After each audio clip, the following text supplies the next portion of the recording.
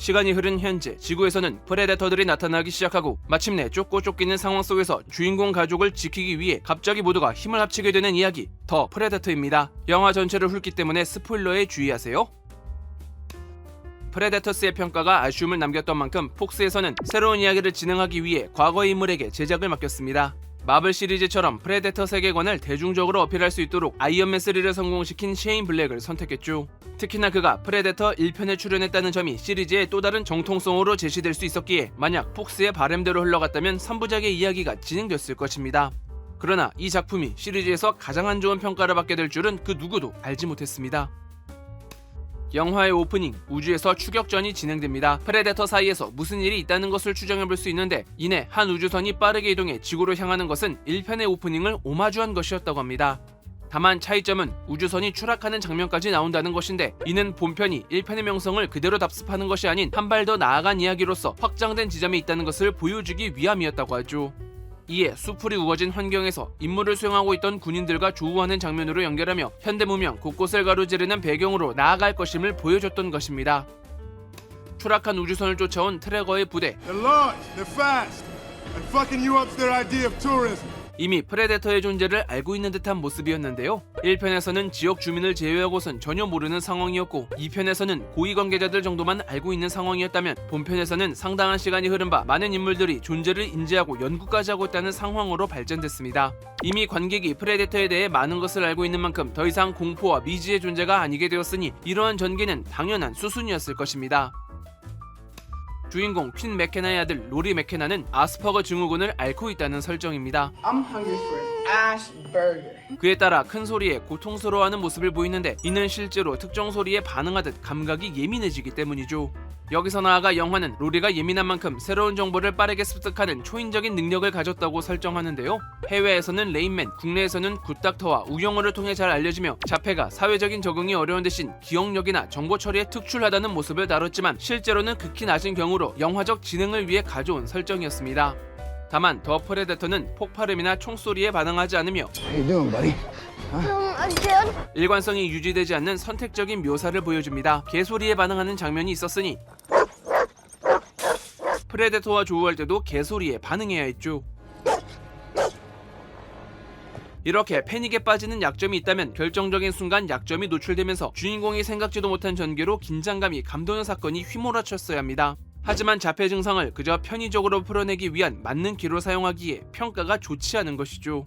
여기에 더해 자폐 증상을 인간의 진화 단계로 두며 A lot of experts say that being on the spectrum isn't really a disorder. 프레데터가 노리는 사냥감의 이유를 대신하니 The next step in the evolutionary chain. Not you, your son. 여러모로 무리한 전개가 되지 않았나 생각해봅니다. 생물학자 브래킷 박사를 데리고 가는 CIA 요원들. They've been here before.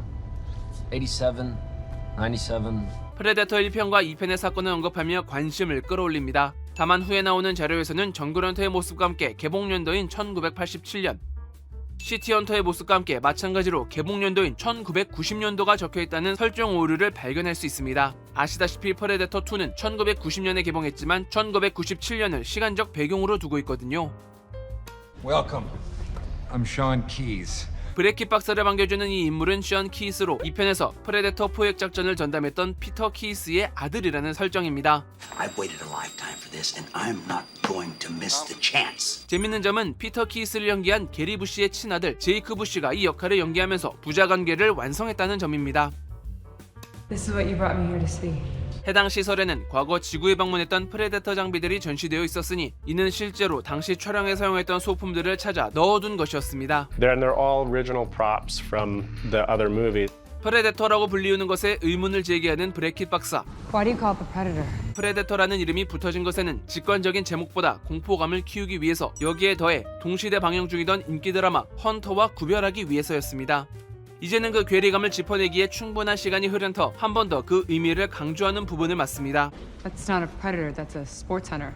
시리즈의 명대사 You're one ugly motherfucker. You're one ugly mother. 생물학자의 관점으로 표현합니다. You're one beautiful motherfucker. 그렇게 연구소에 포획되어 있는 프레데터에는 믿을 수 없는 정보가 들어있었으니 Human DNA. 비록 파충류와 같은 생김새를 하고 있지만 두 손, 두 발이 달린 이족 보행체로서 유전적 근간에 인간이 존재하는 외계 생명체로 새로운 설정을 제시합니다. 이는 앞서 로리가 헬멧을 통해 프레데터 사회에서 실험이 진행되는 장면을 보여주며 암시됐었는데요. 하지만 이 선택은 치명적인 설정 붕괴를 발생시킵니다. 프레데터가 지구에 방문하는 목적이 사냥이 아니라는 것, They're trying to snap up all of our best DNA before we're gone. 그리고 그 행동의 결과가 전리품 수집이 아니라는 것. Remember how I told you how they take people's spines, right? I think they're attempting hybridization. 그간 사냥으로만 보였던 행동은 사건에 휘말린 인간의 시점이었을 뿐 사실 프레데터의 관점으로 보면 다른 이유가 있었다라는 일종의 세계관 확장이었는데, 프랜차이즈 후속작이었다면 한 발 더 나아가는 시도가 당연하지만 이미 오랜 시간 동안 정립된 설정을 무시하는 변화는 프레데터의 아이덴티티를 부정하는 것으로밖에 보이지 않게 됩니다. 그렇게 깨어난 프레데터, 무시무시한 괴력으로 연구원들을 학살하기 시작합니다. 이 역할은 2m 8cm의 스턴트 배우 브라이언 프린스가 맡았는데요. 큰 키와 덩치를 가지고 있지만 파쿠르 전문가라는 독특한 이력이 있어 날렵하고 유연한 움직임을 보여줄 수 있을 거라고 판단해 캐스팅했다고 합니다. 이후 목소리를 녹음해서 따라하는 장면과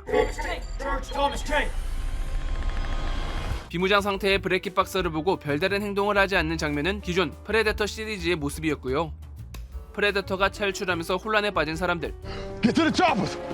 이 대사는 1편에서 더치가 한 대사와 같습니다. Get to the choppers! 일행들을 데리고 집으로 간 맥케나, 아내에게 일련의 사건들을 설명하면서 프레데터의 외형을 설명하는데, You know who Whoopi Goldberg is? It's like an alien Whoopi Goldberg. 우피 골드버그는 독보적인 캐릭터와 입담으로 유명한 배우이자 코미디언으로 드레드락 머리가 특징입니다.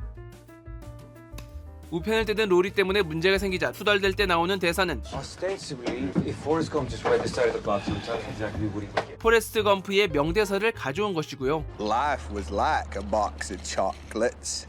You never know what you're gonna get. 프레데터를 잡으러 온 또 다른 프레데터, 거대한 크기와 발전된 기술력을 바탕으로 업그레이드 프레데터라고 불리는데요. 3m가 넘기 때문에 현장에서는 실제 모형을 가져다 두고 배우들의 몰입감을 높였으며 CG 효과로 더욱 강력한 개체가 등장했음을 표현했습니다. 그렇다면 업그레이드 프레데터는 왜 그를 쫓아와서 죽였을까요? 이는 인간 DNA를 다뤘던 것과 같이 프레데터 사이에서도 이견이 발생했고, 먼저 도착한 프레데터가 인간에게 무언가를 주려고 했다는 설정으로 설명됩니다. And that dead predator was bringing us a way to stop him. 그런데 여기서 또 다른 설정 붕괴가 발생합니다. 인간에게 무언가를 건네주려고 온 프레데터라면서 몇 번은 언급하는데, But the first predator, he didn't come here to hunt us. Cargo survived. 이 개체가 인간에게 우호적이긴커녕 되려 인간을 죽이고 다녔다는 아이러니 때문이죠. 사실 원래 각본에서는 인간에게 더 우호적인 프레데터들이 나와서 주인공 부대와 함께 업그레이드 프레데터를 막는다는 내용이 있었으나 내부 시사의 반응이 좋지 않아 전면 백지화하고 현재의 버전으로 재촬영을 진행했습니다. 그 결과 앞뒤가 맞지 않는 구조가 만들어지며 오히려 영화의 매력이 반감되는 선택이 되고 말았고요. 사건이 마무리되고 첫 번째 프레데터가 가져온 물건이 나오면서 The Predator Killer. 바로 그 엔딩이 시작됩니다. 몸에 자동으로 부착되는 슈트, 프레데터 킬러. What the hell is that? That's my new suit, Bubba. 인간에 딱 맞는 사이즈인가에 대한 의문은 둘째하고 왜 이 결말로 진행됐는가에 대한 답이 필요할 것입니다. 원래는 더치 역의 아놀드 슈워제네거를 캐스팅해 프레데터를 해치웠으니 같이 움직이자, 더 큰 음모가 기다리고 있다라는 식으로 시리즈의 전통을 계승하고 발전된 이야기를 구성하려 했습니다. 그러나 아놀드는 영화 내내 나오지 않다가 마지막에 잠깐 나오는 속편 홍보를 위한 미끼로 출연하는 것이 마음에 들지 않아 시나리오를 고치면 고려해보겠다고 했고, 이미 수정할 수 없는 스케줄이 예정되어 있었기에 그의 출연은 결국 무산됐죠. 따라서 아놀드를 대신할 충격적인 전개가 필요했으니 프레데터가 준비한 의문의 화물만을 두고 여러 버전의 결말을 준비했습니다.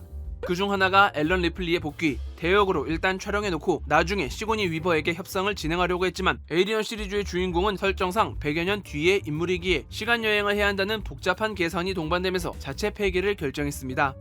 그 다음이 뉴트의 복귀, 에이리언2의 아역 배우 뉴트가 성인이 됐다는 설정이었는데 이미 에이리언3에서 사망했다는 설정 문제도 있었거니와 뉴트 역할의 캐리 헨이 더 이상 연기 활동을 하지 않으면서 애초에 불가능한 전개였습니다.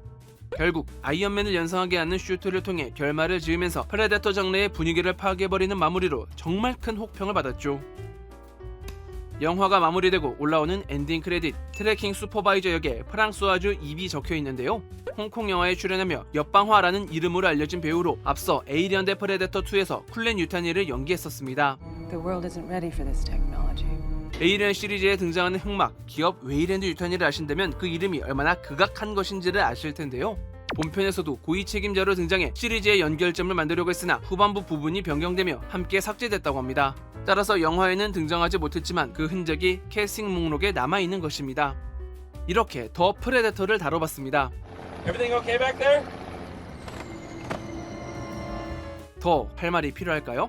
제가 준비한 영상은 여기까지입니다. 좋아요와 구독 버튼 눌러주시면 영상을 만드는데 큰 힘을 받을 수 있습니다. 그럼 저는 다음 영화인 오피안 프레이로 찾아뵙겠습니다. 감사합니다.